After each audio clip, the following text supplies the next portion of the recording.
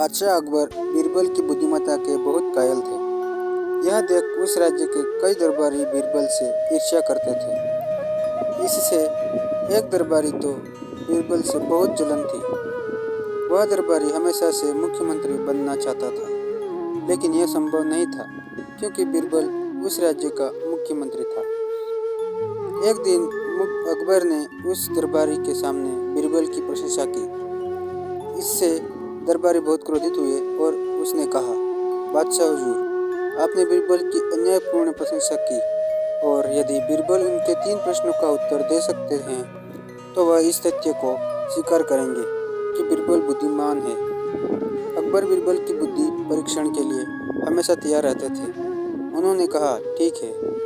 दरबारी ने 3 सवाल बीरबल से पूछे। आकाश में कितने तारे हैं?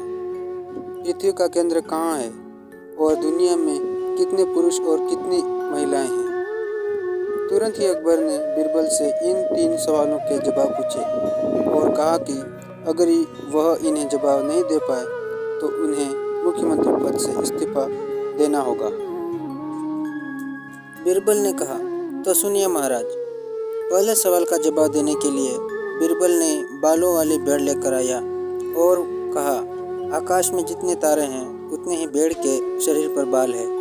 मेरे मित्र दरबारी का स्वागत है कि यदि वह चाहे तो इन्हें गिना जाए। दूसरे प्रश्न का उत्तर देने के लिए बीरबल ने जमीन पर कुछ लकीरें खींची और हिसाब लगाया। फिर एक लोहे की छड़ मंगवाई और उसे एक जमीन पर गाड़ दिया।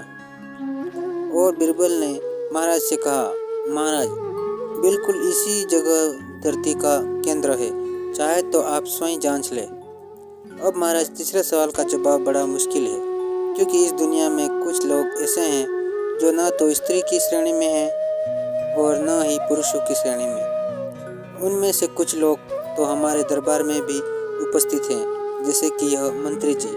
महाराज, यदि आप इनको मौत के घाट उतरवा दें तो मैं स्त्री पुरुष की सही संख्या बता सकता हूँ। अब मंत्री जी सवालों का जवाब छोड़कर दर दर कांपने लगे और महाराज से बोले, महाराज, बस, मुझे मेरे सवालों का जवाब मिल गया। मैं बीरबल की बुद्धिमानी को मान गया हूँ। महाराज हमेशा की तरह बीरबल की तरफ पीट करके हंसने लगे और इसी बीच वह मंत्री दरबार से खिसक लिया।